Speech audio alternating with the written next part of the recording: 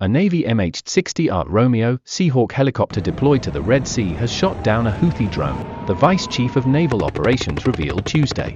The MH-60R, the successor to the SH-60B, first flew for the Navy in 2001. It is specialized for anti-submarine and anti-surface warfare, but it has the ability to do other missions as well.